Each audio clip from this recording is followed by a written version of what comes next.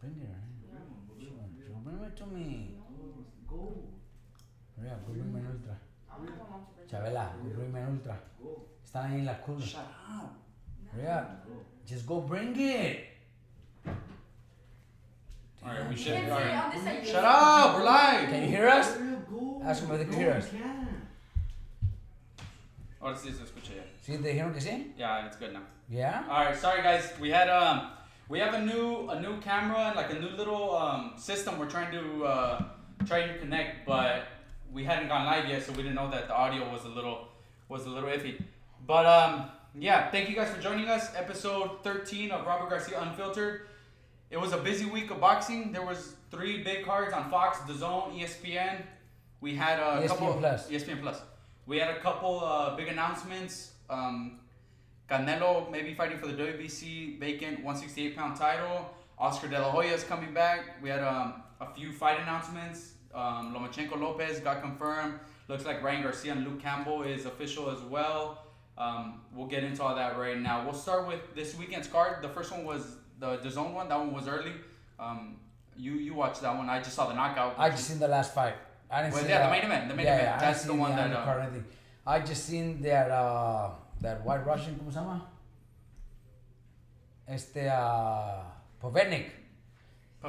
Povetkin was supposed to lose, right? He got dropped twice in the 4th round and then came back in the 5th and knocked out White with a cold knockout, really good uppercut. It was one of those knockouts where, hey, anybody gets hit and they go out. I know White was supposed to win, and he was scheduled to fight, for the world title after that, and huge plans for that big fight. But the winner with White was supposed to be. He's been mandatory for the WBC for right. a while. So this was mostly more like if he wins, he gets a shot at the WBC. Yeah. So this was more like pretty much a win fight for him, so he could go out and showcase his skills on a world title fight. But it's part of boxing, man. He got knocked out, and he got knocked out pretty cold. Povetkin was just one of those guys that landed that one punch. He got dropped twice, so nobody thought he would make it. But then the next round comes, and he landed that uppercut and knocked out White. It was pretty impressive. It wasn't one of those knockouts where you could say he just swang crazy. No, he wild. did. And landed that exactly. He pivoted to his left and turned his hand and landed that perfect left uppercut and knocked him out cold. So it wasn't one of those where a lot of fighters close their eyes and throw a wild punch and win by knockout. No, this was a nice Danny setup. Danny Garcia has power. He puts his head down and throws but he knows what he's doing.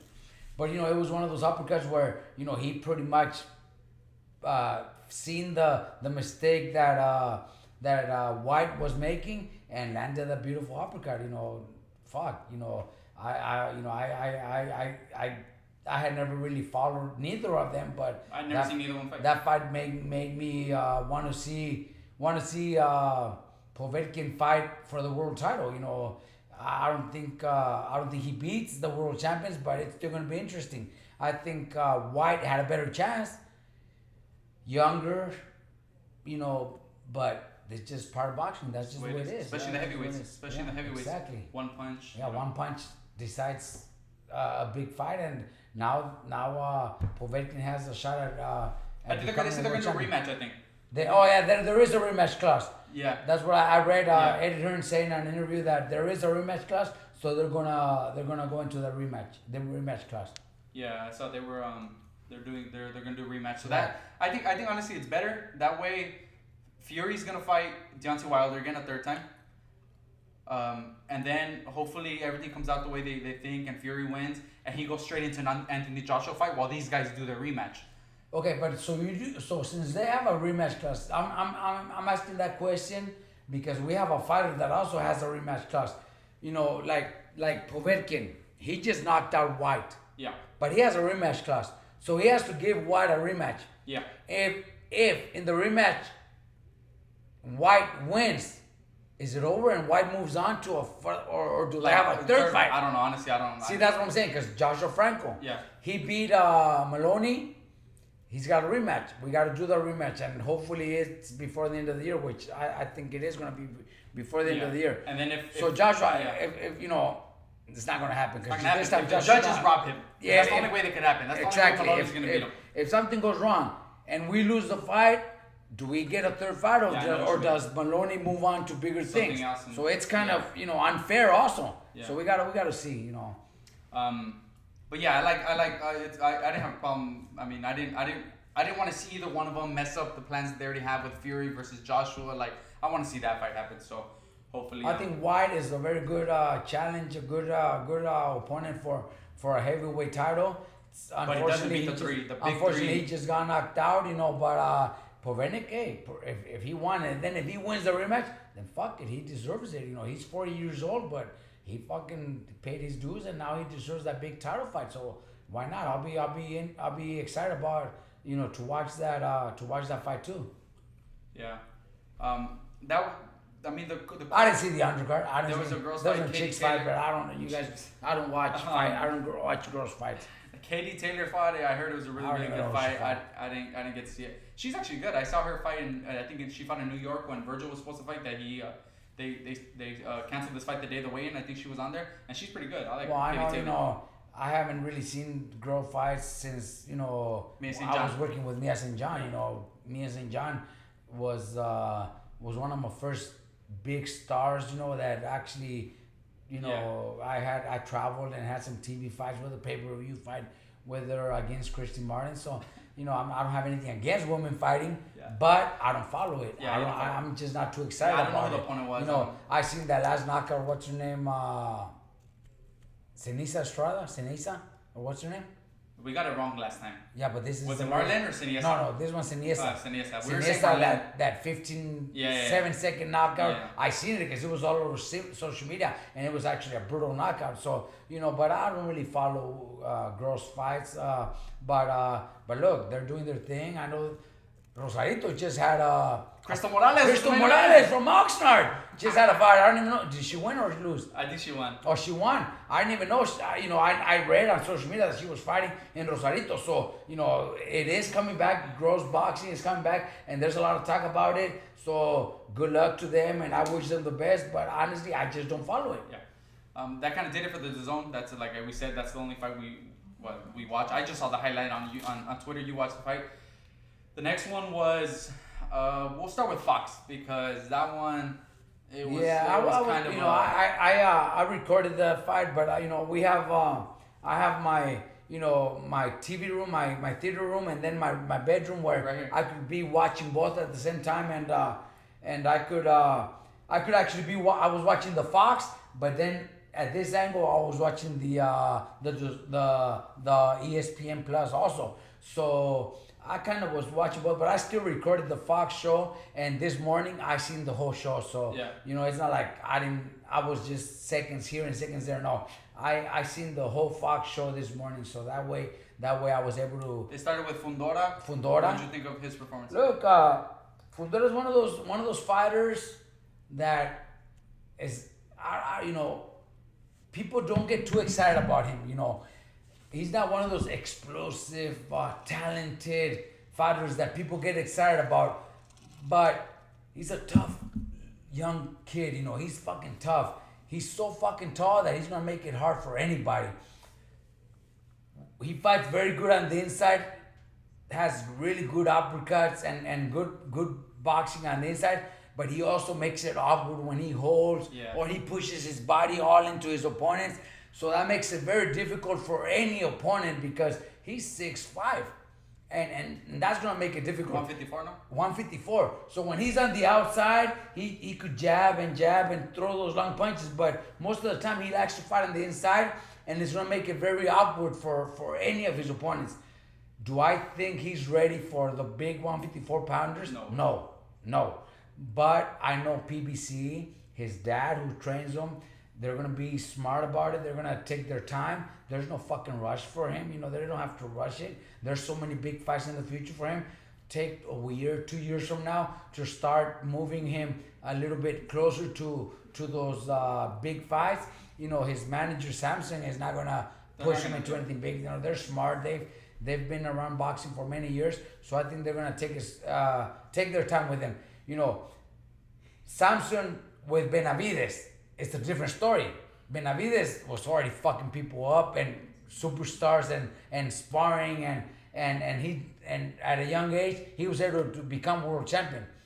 I think with Fundora, they need a little bit more time. So I think Samsung's smart enough to take his time. The dad, the team around him is gonna be smart enough to take his time. But I think he's got the tools, he's got the condition, the heart, the state. He just throws so many punches that I think he's got a shot at making it big, but not at this moment. Yeah. They gotta take it slowly. Just like this last opponent, 3, 4, 5 more of those. The next fight was that kid Joey Spencer. I know we said that the one thing we remember is when he was like turning pro, his first second fight, they were making making a big deal about him. They had camera crews following him around. The whole team was wearing matching this and that, and he had like 3 different camera crews around him, and he's not that good. Look, I'm not, he's young also, but he's already been pro for like 3 years, right? 2 or 3 years? I don't know, like 2 years. And still, I think from PBC, Al Heyman, his management team, whatever, I think they're smart. They're smart enough to know that they need more time with this kid. He's only 20 years old too, so let's give him time to develop. He's 20, right? 20. Yeah, he's 20. So let's give him time to develop. When we've seen other 20-year-olds develop a little bit faster, with him they need a little bit more time. Like you said, we seen when he was turning pro, and yes, he had a big crew behind him, cameras recording every step he took and everything he said and every bite of food he took. They were recording everything. He could be a big star, but at the moment, I think PBC, whoever's involved with his management, 6 rounds. I don't even know who his management is, but I'm sure they realize that no, let's take our time. Let's go slowly, little by little. He's been pro for 2 or 3 years. They're still fighting 6 rounds. Yeah. That tells you They know, everything. yeah, they They know they need to take it slowly. Yeah. With this guy he just fought, he destroyed him. He beat him. He knocked him out. But he did get hit. And there's those occasions where he's swinging his punches, but he keeps his chin up so bad where any of the top middleweights. His back foot is really, really flat. His back foot is very, very, very flat, and that's one of the first things I noticed. I don't even know who his trainers are. I think the dad or whatever. They need to work on that. His back foot is flat, and that's an easy way for him to take a punch. And even if he's not hurt, he could go down because his back foot is flat on his heel, and that's not good. That's one thing I recommend for them to work on. There's little things that they need to work on. He keeps his chin up too much when he's exchanging punches, and he'll get hit by one of the top 60 pounders.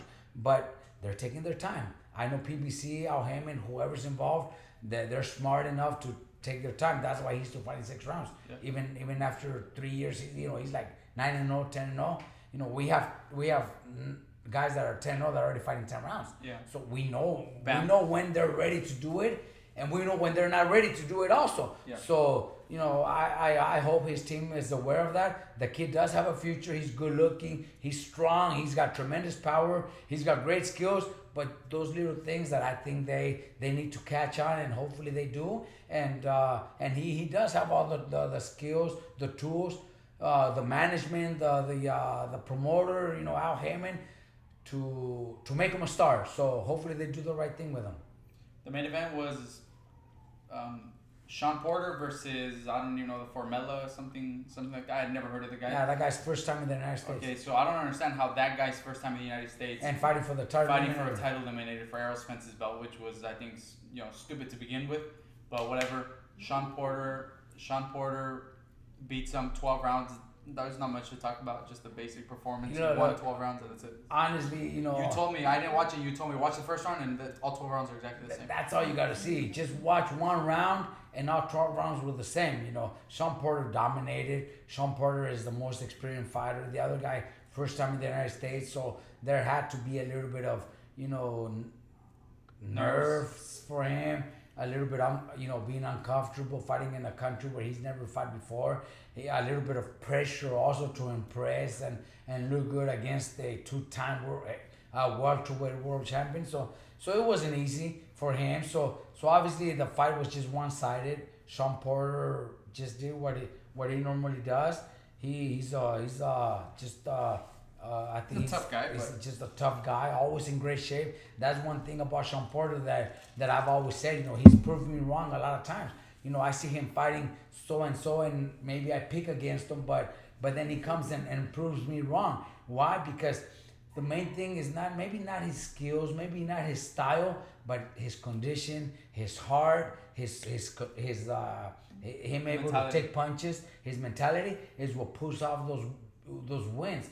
And for that I gotta respect himself, his dad who trains him. They do a great job with somebody that's maybe not the most talented welterweight, but they're able to compete against the top welterweights and beat some of the top welterweights. Why? Because they just train their ass off. Their mentality is always positive, and he's got a great heart, man. He's got a great heart, always in good shape, and that makes the difference. Sean Porter is one of those guys.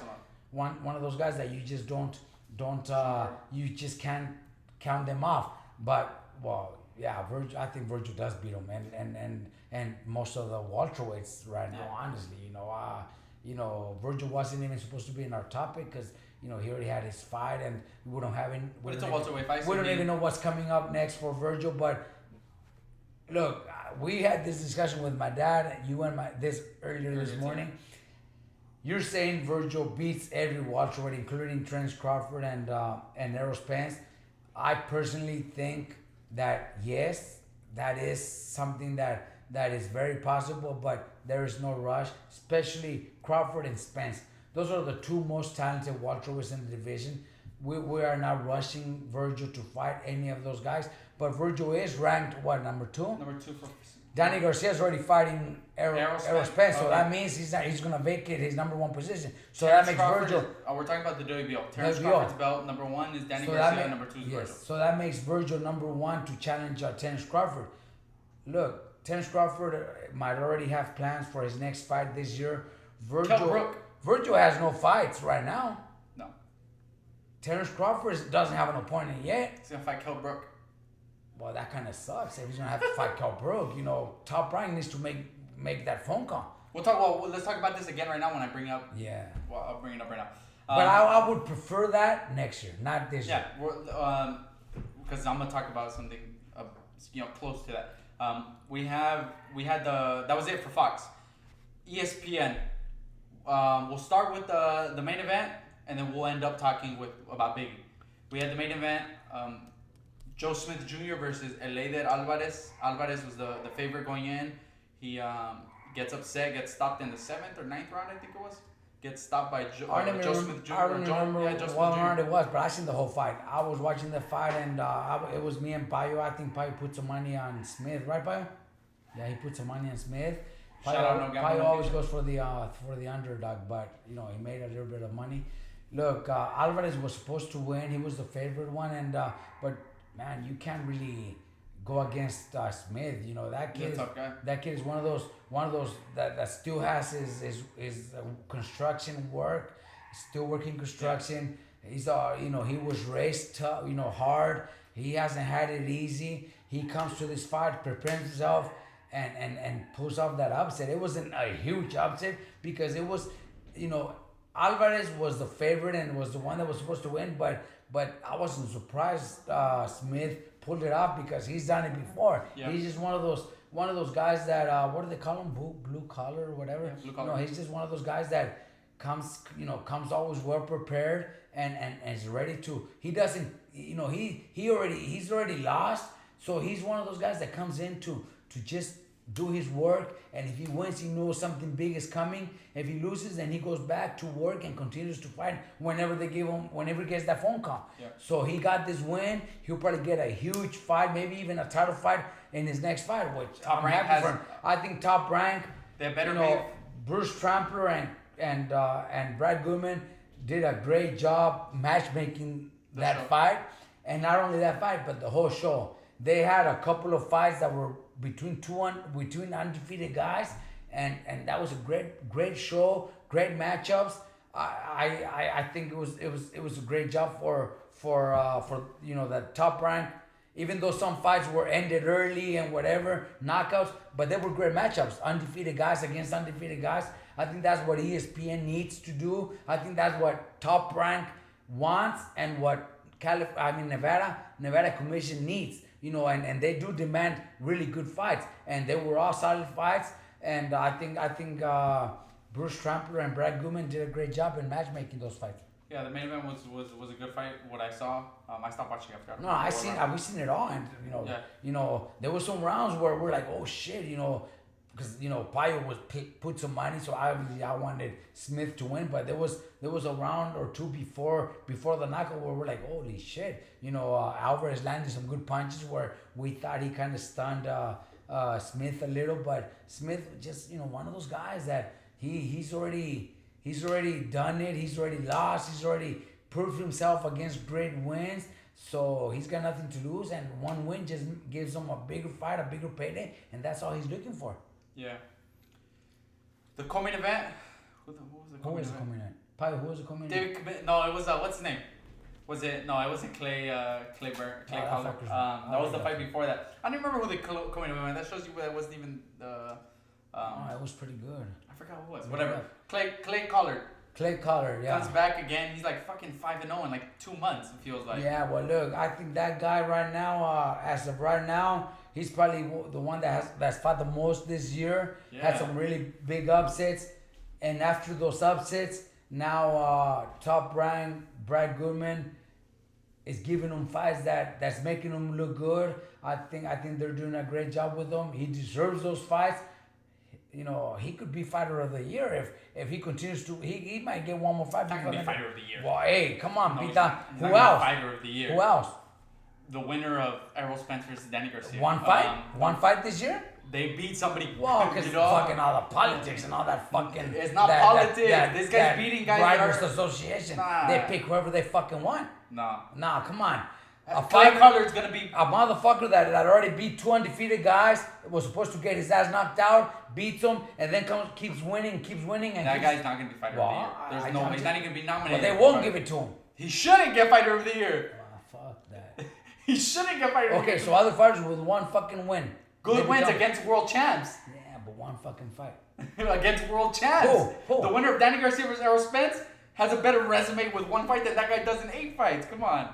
I don't know. Clay Collard wins. The co-main event was. I'm a fan of him. Yeah, I like him too, but he's not gonna be fighter of the year. Nah. Maybe story of the year. Yeah, story of the year. Maybe. Prospect of the year, something, but story of the year. Nah, not fucking. Fighter of the year. Fighter of the Why year. Not? He fought 5 times this year.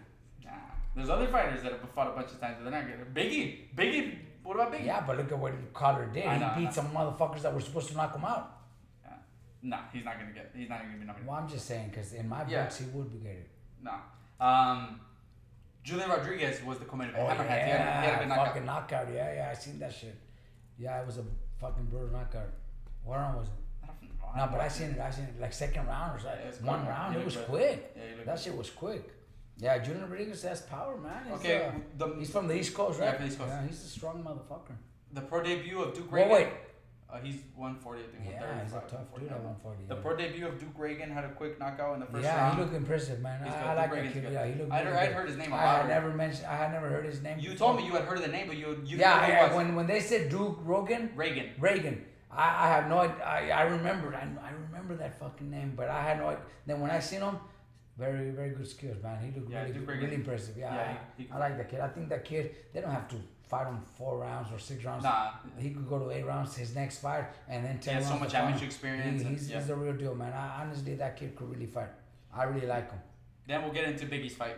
Second time Biggie fights in the bubble. Second time against an undefeated fighter. But you weren't able to work the corner. We had his dad was there. Basil was a cut man. Basil works with us with a lot of our guys before. Worked with you with Nonito. You let him know that he had to wrap up Biggie and stuff. And Henry Ramirez from Riverside helped Biggie in the corner, but there was no corner work needed. Got a quick first round knockout. What'd you think of Biggie's performance? Look, man, people seen it. People seen the last fight, and a lot of people were saying, "Oh, well, he fought a smaller guy." Biggie fights at 118. He's in a 118 pounder. We got called like a week before the fight. That's why he didn't make weight. And the week before the fight, actually less than a week. So he got called like five days before the fight. So he couldn't make 118. But he is the 118 pounder. And the kid that he beat from Arizona, his last fight was a 117. So yeah, maybe he's a 115 pounder, but it's not that big of a difference, So Biggie goes out and knocks the guy out, and there was a little bit of, oh well, he was too big or he didn't make weight, whatever. That doesn't matter. This fight, he fought a solid 118, 120 pounder who trains with Terence Crawford. They said he had really good sparring with Jamel Herring. So what did Jamel Herring post right before the fight? It was funny. I was laughing. Wow, it's because true. Jamel Herring put what did he put? He put I got my boy. Payo, you opened my beer, huh? He put don't sleep on my boy Soriano and this and that, and then like literally a minute later the next comment somebody put, well, that didn't last long. He's like, what do you put? He put something funny. He's like, it be like that sometimes. Like fuck. And then Bomac tweeted to me too. He's like, we'll get you guys back, whatever. But he had the other guy was from a good camp, 10-0, 7 knockouts. 10-0, 7 Biggie knockouts. Destroyed him. Biggie was what? Biggie is 8-0 with like one draw. 8-0, one draw with 5 knockouts. Hey, shut up. 4 knockouts. Now he's 9-0 with 5 knockouts. No, mommy. No. Well, anyways, look. Biggie's very talented. You guys already seen it. You guys seen it in his last fight, and now you guys seen it this time around. He's one of those kids, that's always quiet, starts slow, very professional, doesn't make a lot of noise. His dad, very humble person, very quiet all the time. We learned about Biggie obviously because we signed, Tanahara, Joshua Franco, Bam Rodriguez, and Biggie's our 4th guy from San Antonio. That kid is very, very talented, but nobody noticed him. Nobody seen him from the amateurs. Nobody seen him, at all. So we picked him up from the amateurs because we knew his talent, even though he's a small weight division and big promoters they don't even pay attention to their talent because they're just too small. But we did. I don't care. I have 105 pounders that became, Clicona became a champion at 105, and that was a big fucking win for us. It was one of the fucking so excited to get that title, even though the money's not there, but the title is, and he became champion, and that was a great feeling. So same thing with Biggie. Biggie's one of those kids that nobody pays attention to, nobody really cares about, but his performance is now on live TV on ESPN are showing that he is very talented. The commentators, what's his name? That was commentating with Christina Puncher. Chris Algieri. Chris Algieri, Chris Algieri, my boy. He said, look, I was, I got excited about his last fight. Now I became a real fan. Yeah. Why? Because of his performance, the way he's doing, especially against undefeated kids. What did Brad Goodman say? I got text messages from Brad Goodman, from Steve Kim. I got tweets from a bunch of different reporters, and it's because, like you said, these smaller weight classes don't get a lot of attention, but Top Rank is doing a good thing right now with televising every fight. They're giving opportunities to every weight class. Next week, people are going to see Jesse Rodriguez, Bam, Joshua Franco. 2 weeks. 2 weeks on September 5th. He's fighting at 110. He's fighting the Puerto Rican guy. So Top Rank is doing a good thing, and it's helping these guys get all the exposure. Guys like Biggie that are staying in the gym, staying ready. If Brad Goodman calls him and tells him, hey, 2 weeks from now you want to fight again, he'll be ready, and he's putting on performance. So it's really helping his career a lot. We got messages, Pita, he got a lot of messages, and myself too, from different boxing people. It's like, oh shit, this kid is so good. I got a message from Bomac. Yeah, Bomac himself telling me, man, that kid is fucking badass. Honestly, Bomac is, I consider him a friend, with Terence Crawford and Mikey and Jose Ramirez. Yeah, we go back and forth. Sometimes it's like friendly. It's some fucking friendly shit with Terence Crawford. How many times have me and Terence Crawford, talked about it? But it's all like he sat next to us when we went to Chavez Jr. versus Danny Jacobs. All fucking cool. And he was sitting next to us, and he'll be like, hey, I'll fuck everybody up in your gym or whatever, and like. But it's like friendly. It's not like it's not friendly, actual talking shit. Nothing against them and everything. They have or a great him team. Or their team. But or nothing. Bomac was so professional to text me and say, congratulations, that He kid said is that a kid bad, could really that fight. kid could really fight. Yeah. And he also said, he wished me, luck, health, stay healthy. Yeah, he said hope you get healthy soon. Get healthy soon because I wasn't able to work the fight. Why? Because that fucking COVID tested positive again when I got there Wednesday. I got there Wednesday evening. Friday. No, Friday. Shit, I'm gonna be there Wednesday. Friday. I get there Friday. He had a few beers. Friday evening, I got there. I tested right away. It was like 6:30, 7 p.m. When I tested, I got into my room. Then next day in the morning, it's already like 7:15. So I'm cool. I'm already. They told us they're gonna call us by 7 a.m. By 7, they said they should call us by 7. So at 7, I wake up. I call my wife. Everything's good, whatever. And then at 7:15, I get a call from. He called my From Top Rank, Seattle. She's like, Robert, what room are you in? I'm like, You already knew. I gave her my room number. She didn't say anything. You already But I already knew what the fuck. I'm like, oh shit. So she comes in like 3 minutes later. She knocks at the door, but she's coming in with a nurse. Yeah. Saying you tested positive, Robert. You gotta either we'll get you another room. Not in the bubble. We'll let you stay so you can leave tomorrow if you want, or you have to drive home. So I'm like, so I'm driving home, so just give me like half an hour. She says, okay, but before that, you got to test again. So I shower up, I clean up, whatever. I pack my shit, and I go to the testing room again, and I test again. So they test me again. That's Saturday morning. They test me again, and I leave. I fucking get on my car. I start making some phone calls right away. I call the nurse that does that comes to the gym. First of all, you've already tested. I've tested in the gym 3 times. Three Because negatives. our fourth time is this next Tuesday. Yeah. So we've already tested 3 times every week in my gym, and every test has been negative. This is not only me, Jose Ramirez, everybody working his corner, and his sparring partners. Yeah, his sparring partners, and the rest of the guys fighting on top rank cards. Bam is included, Muratayas, Javi. All of them. It doesn't matter. Everybody that's fighting on top rank. They're all testing every week, and every test is negative, including myself. 3 negative tests in a row. So I get there, Seattle tells me, you're positive. I'm like, what the fuck? I got 3 fucking negatives, and they got all the emails too, to prove that I am negative. But anyways, so whatever. So I test Saturday morning before I leave. So I left. Right away, I'm making phone calls. And Rick Morrigan is calling a doctor. I talked to the doctor.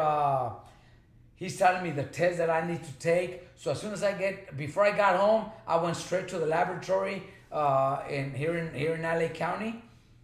And they do 3 tests again. The one through the mouth, the one through the nose, and the antibody test. I drive home. Before I got home, I get a call from Top Rank, Brad Jacobs. I got the call. Robert, guess what? I'm like, I don't know. What? Your second test, the test this morning, is negative. So I'm like, oh fuck, So bro. I should have fucking stayed. Yeah. I could have stayed and worked Biggie's fight. But he says, but look, just to play it safe, the commission is already, we already tested negative the first time. Positive the first time.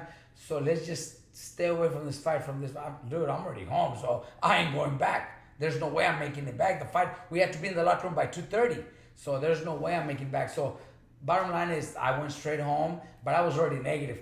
Then this morning, last night I got the verbal phone call telling me all my tests were negative, which is good, which was, good.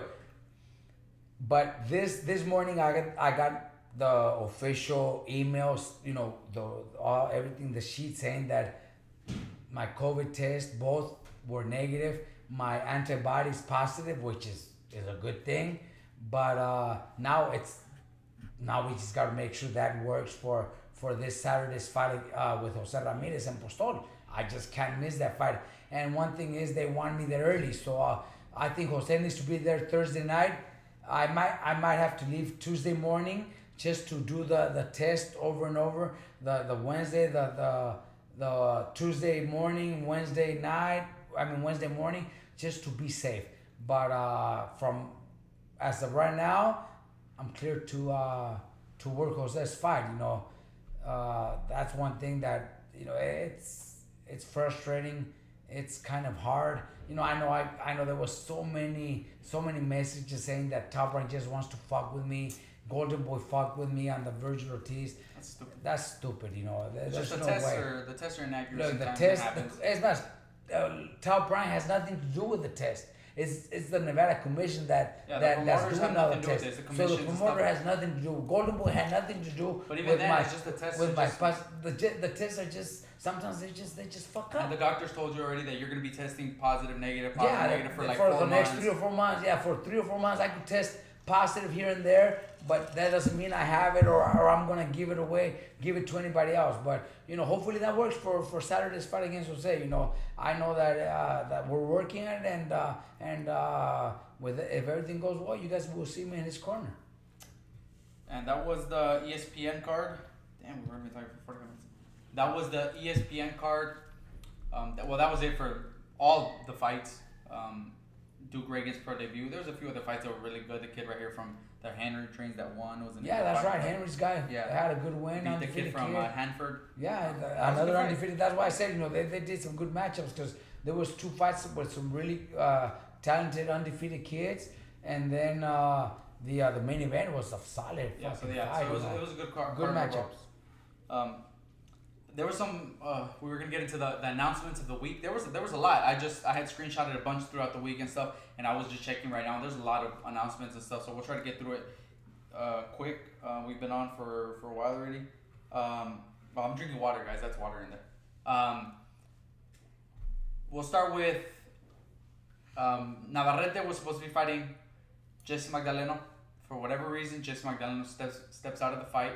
Ruben Villa steps in. It looks like it's going to be Ruben Villa versus Navarrete. Ruben Villa from Salinas. Max Garcia. Max Garcia trains him. Max and Sam. What do you think about that match? Look, Max and Sam are dedicated to this kid. They've had fighters in the past, and I've seen it because when we were in Oxnard, they always did the training camps in Oxnard. With Villa, they've done so many camps in Riverside because they know they get the best sparring possible in my gym. I know them very well. They're great people, good friends of mine, and now that they got a world title fight, they're gonna put their everything into training camp to win that fight because I know how dedicated they are with the fighters that they've brought in Oxnard with Eloy Perez. Eloy Perez, got involved with drugs and stuff like that. So that's not Max and his son's problem. That's not their fault, but they were dedicated to Max. You know that when they come to Oxnard, to Riverside, they get their own hotel or they rent a house on Airbnb and they stay. They pay their own expenses, so they're dedicated. They want their fighters to succeed, and with Villa, I think they got a great shot. Navarrete's tough. Drag's gonna be on. Navarrete's tough. Drag's gonna let's be real. He's tough, but I think Drag has the skills, the talent to outbox him and win a decision. I don't think he's gonna. I think they're smart enough not to go out and exchange. I think they should just fight smart and win a decision. I'm very happy for them to get in this title opportunity, and I think we're gonna see Villa become world champion because he's got great skills. He's fast. He's got great skills, and I can't wait to see that fight. I know I already talked to Max. He wants to have one of my fighters, a couple of my fighters as sparring partners. He already called me saying if they're available. I said, look, Max, whatever it is, I'll make sure they're available because we want Dracula to win that world title. I think Drac's gonna outbox the shit out of him. He's gonna beat him for 12 rounds, and it's gonna be a world champion Salinas, and Max is gonna have a world champion. I can't wait. I can't wait for that. Then Ryan Garcia, Luke Campbell. The fight hasn't been announced. It hasn't been officially signed and stuff. It looks like both guys have agreed to it. We've talked about it a bunch of times. So, it's just good that we get to see that. That one looks to be official.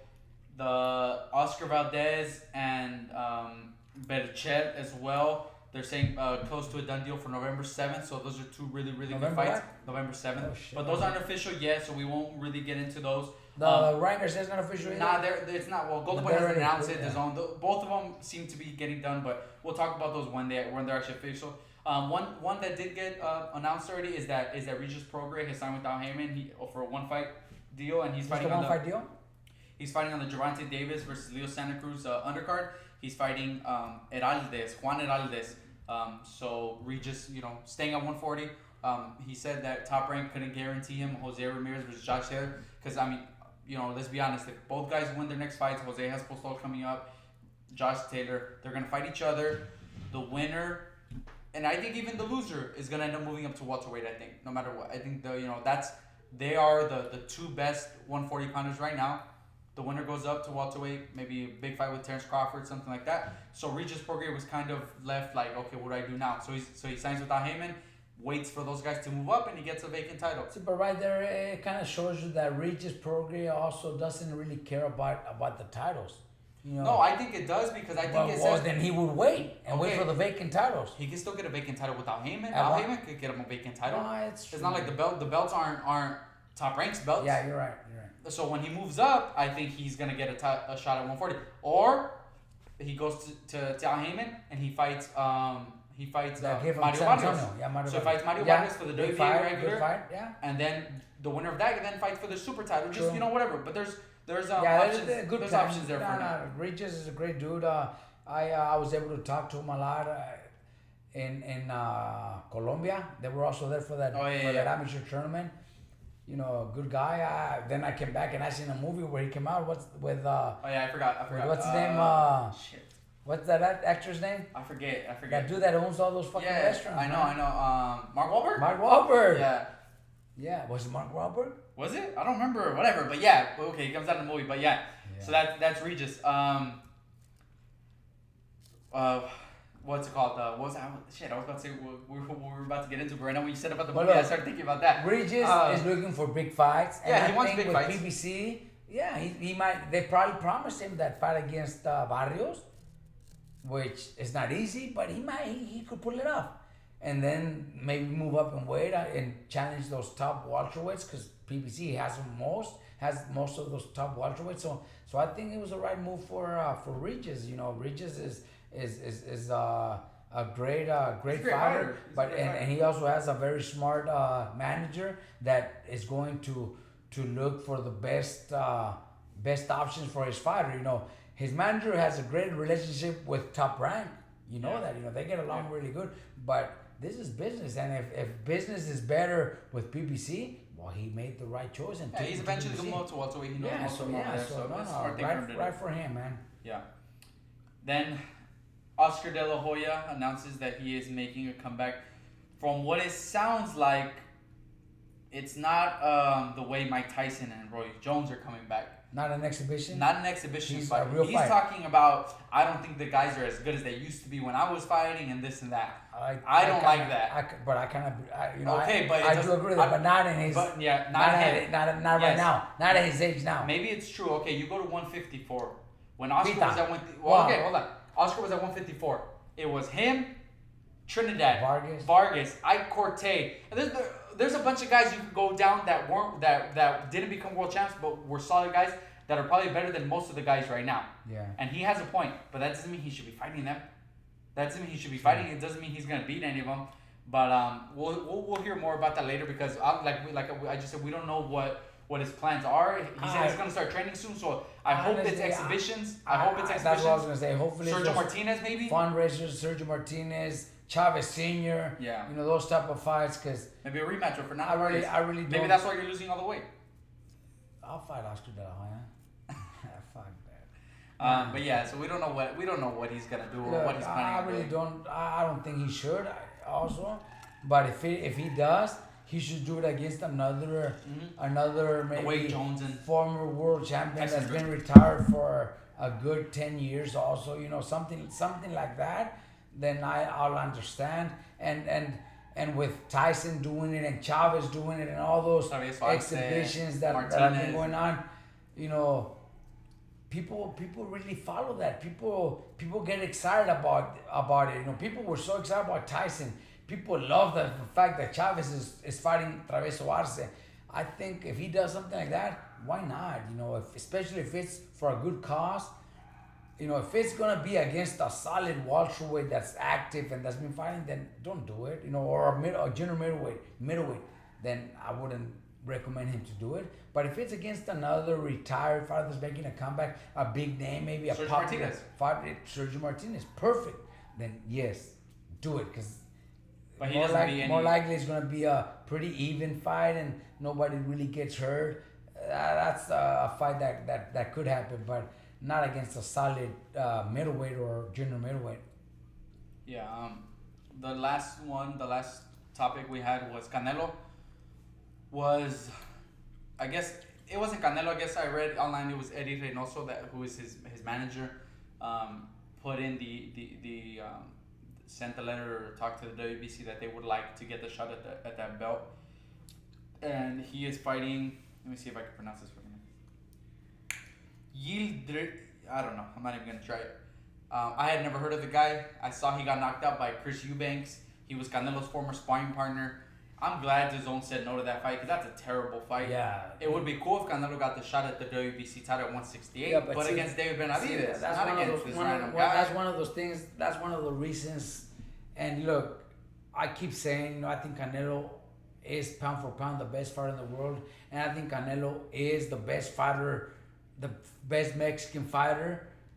At least right now, maybe in history, people still say Chavez. He's got years to go. Salvador Sanchez, but he still has at least another 5-7 years to go. So by the end of his career, I think he's gonna be the best Mexican fighter of all time. He has opportunity, but not against these guys though. They're just not gonna accept it, and especially with this. You know, Eddie Reynoso is obviously protecting his fighter, protecting his future. He knows he still has good 7 years, and he wants to make as much money as possible, Canelo. But that is a bad matchup, man. You know, that's why, like you said, because you can't go and demand, give me this vacant title when a week before you were not demanding to fight for the WBC super middleweight title. Why? Because Benavidez was still the champion. But now, as soon as it's vacant, you demand to fight for the title against your former sparring partner. It just doesn't look good. You know, he should fight David for it. He should fight David for the vacant title if David can make weight. He should fight David for the vacant title. David said he's staying at 168. If he really wants to fight for the WBC super middleweight, then fight David for it. Don't fight your sparring partner. You know, that's why he gets a lot of criticism, and it's not even Canelo. Yeah. You know, like you said, it's his management team, his promotion team. You know, whoever's involved, and that's what makes Canelo. That's what makes a lot of Mexican people turn against Canelo, because those decisions he's made. Do smart decisions. They don't do smart business decisions, but they're not what the fans want to see. You know, the catch weights, the 155-pound titles. That's what makes it look bad. But I still think, talent-wise, he beats all those guys. Doesn't matter what it is. Doesn't matter if they want to pick the easiest fight. They could pick the hardest fight at 160 and he'll beat anybody at 160. I think they could pick the hardest fight at 168 and he still beats the toughest guy at 168. I think he beats everybody at 168. I think he beats, exactly. So don't make it look like you're waiting for that moment to Benavidez to vacant so you could get the title, because it makes you look bad. It makes it look like he's just picking vacant belts. The title that he won originally at 154 was a vacant title. That's why even Mikey against says a smaller guy, against a guy coming up from welterweight. That's why even Mikey says no. The youngest junior middleweight world champ is still Fernando Vargas. He took it from someone. Canelo got it vacant against a welterweight. So I mean that was years ago. I mean now he shouldn't be doing this kind of stuff anymore. He shouldn't be trying to pick up, Benavidez left the title, let me pick up a vacant title. I mean it just looks bad. It just I had said we were kind of done talking with. But there was also talk about Josito versus. That's what I was about to get into. There was other stuff that I want to talk about, and one of them was, I just saw one of the comments was Josito versus Maurice Hooker. And the reason I told you earlier that I told you let's wait on it is because I think that's what Bowman was referring to. He tweeted to me and he said don't worry, we'll get you guys back soon. I'm guessing he's talking about that because I was gonna tweet and I was gonna put just to keep talking shit back and forth. I just put out, we'll see. But Josito versus Hooker, there's talks of it. I don't know how close it is or what's going on, but talk a little bit about that. Look, there is talks. I did get that phone call. I'm not going to say from who. I did get that phone call. You know, before the hooker, we already had an opponent. We already had a fight for Josito. We can't talk about it. We can't mention it. We can't talk about it. We already had a fight. But then when they did bring up the hooker fight, which I'm not the one bringing, I would have stayed quiet if nobody had mentioned it before. But they already mentioned it. Yeah, it already came so up. yes, they did call me. How do you like this fight against Hooker? Man, you know, I have Jose Ramirez who knocked out Hooker in what, 6 rounds, 7 rounds? I think Josito is bigger, stronger. I think Josito could do the same. Yeah. Not an easy fight. Just like Jose wasn't easy. No. It was a very close fight until Jose hurt him. Hooker's a real good fighter, very humble person, very athletic, very powerful, great power. But I think Josito has a great shot. So if it gets finalized, I'm more than excited to go against Bomac again. You know, Bomac is one of those that brings excitement because it's another good camp. He has a great camp with great fighters, great champions. I do the same. I have the same. So it's gonna be interesting to see that fight. And yeah, that's probably why he told you, I'll see you again. We'll get you soon or something. Yeah, he said we'll get you guys back. That's what he was talking about. But if it does happen, it's not gonna be easy for Hooker either. If it happens, we're gonna go 2-0, and then if Bomac and them want, they can go 0-3 and have Virgil fight Terrence Crawford. But then that means Bomac's gonna, he's gonna have to retire after that. He's gonna have to retire after that. I don't think. I like Bomac. I don't think Bomac wants. I want him in boxing for a little bit longer. Yeah, I don't think Bomac wants to go toe to toe with. That was it for all the topics and stuff, guys. It's already been an hour. Well, I'll answer a few questions that I remembered. I was reading some of them. I was going by and I remembered one of them. If Fernando Vargas was to call you and say he's making a comeback, would you train him? I don't think he should make a comeback. Oscar should make a comeback. Okay, but if it's against guys like that. Yeah. And I would. Yeah, because look, Fernando Vargas has a great heart. He's staying in shape. He doesn't look too fucking heavy. He stays in shape. So, yes, I know he's got the heart. He'll fucking die in the ring against somebody like that also. Yes, I would. But not against the solid 154s or 160 pounders. No, I would not want him to do that. I would recommend him not to do it, but yes, why not? Right now, boxing's huge, man. The purses are fucking unbelievable, so why not? Shit, I'm losing weight. Maybe I'll do the fucking comeback. Is that, that's what people are saying. That's why you were losing. I've lost 20 pounds, 23 pounds, but with no intention of making a comeback whatsoever. So don't believe it. But if there's an offer, I'd probably take it. Can you talk a little bit more about the stuff with Rick? I know you talked about it last week. That's right. I know you talked about it last week, but now Rick announced that he will be representing you, and I know that means in terms of like branding and marketing and just with anything really, he's helping out most of the fighters now. It's kind of I know right now in boxing it's you have a lot of teams that are like, you don't have just like one manager. You have teams of people managing big groups of fighters. You have the guys in England, or I think it's in England, I know it's somewhere in Europe, that's MTK. You have Split Management. You have James Prince. You have a lot of these guys that are forming groups and they're signing about a lot of different guys, and that's what it looks like right now with you and Rick. You guys are forming a team. Rick already had Jose. All your guys, you guys are teaming up. Talk a little bit about this stuff. Look, when Rick and Jose called me and decided to train with me, I think, I think things happen for a reason. Rick, people that, they've seen his work with Jose only, but from the experiences I've seen with Jose when he fights in Fresno, the fight Herring had in Fresno, when Jose and Rick. We have guys at 130 for Jermaine Herring too. Who do we have? Whoever he wants to move up to lightweight, we have guys there too. Lightweight, he got no chance against our lightweight. But we have with what Jose has done in Fresno, what the show they had in Fresno with Herring, and then the fight in Stockton with Gabe Flores.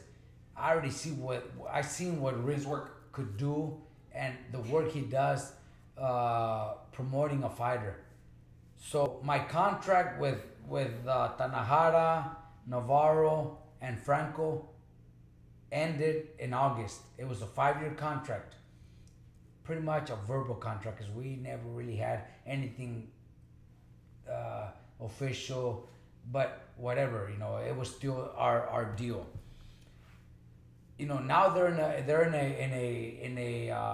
the bigger fights. Franco's already world champion. Tanahara, there's talks about him fighting, you know, the Ryan Garcia, the what's his name, Fortuna, the WBC champion, ¿cómo se llama? Haney. So Navarro is already in the 10-round fights.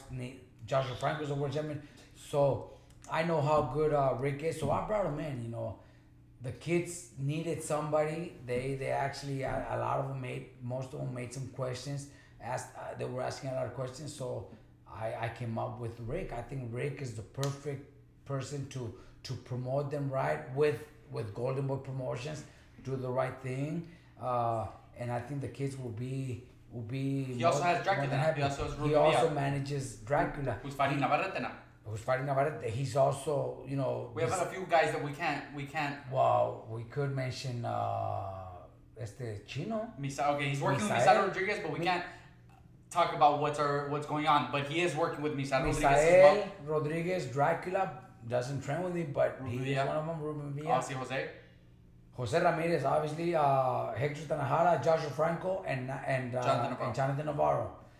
You know, I already did good with them as much as I could and everything, but you know, the help of Rick is gonna help. You know, Rick is really good, and Rick actually is the one that told me, look, Robert, you have all these fighters, but you're on ESPN Plus, DAZN, pay-per-view, Fox, Azteca, fucking whatever, everywhere. Televisa. Everywhere. You're in every fucking show every weekend most of the time. I do something with you. Why not? You know, and even though I've already had, you know, Reebok in the past, I've had Adidas, I've had South Coast Mitsubishi for years, probably like 10 years. You know, which were really good with me, and I think I did a great job myself with South Coast Mitsubishi and Reebok and when Ellie posted the video of you and my mom's wedding, a lot of the comments were, "Damn, Robert's not wearing his Mitsubishi hat." Well, do a better job with negotiating, with all those endorsements. I think Rick is going to do a great job. I'm gonna leave it up to him. He's great at what he does, and that's what he's gonna help me. You know, my gym, myself at fights, corner. You know, I think he's a hustler. You know, he has a background of music, promoting music and promoting big stars. So I am very excited to see what he can do with my fighters. You know, me is just something extra, something on the side. I'm just excited, and from what I've seen him do with Jose Ramirez and Jamel Herring in Fresno, the shows that he promotes, the casinos that he could actually get, the deals he makes with casinos. I'm excited. I can't wait to get our first thing going with him, and you guys will see, you know, me wearing stuff in the corner. You know, right now, you know, we got Victor Conte. Shout outs to Victor Conte with Snack, and obviously my brother Mikey with Pound for Pound. You know, that works really good too. You know, Snack worldwide is something that a lot of fighters use and feel very comfortable, and my fighters use it and feel very comfortable. Pound for Pound. These athletes that a lot of times they're losing weight, tough training camps.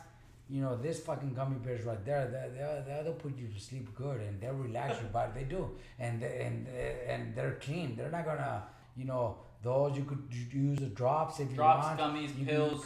Pills, gummies. Gummies are my favorite. You also have that pomada. What is it? Balm. That shit works really good when you have sore. That works really good. You know, so Pound for Pound or Snack. Pound for Pound, CBD and Snack. Yeah.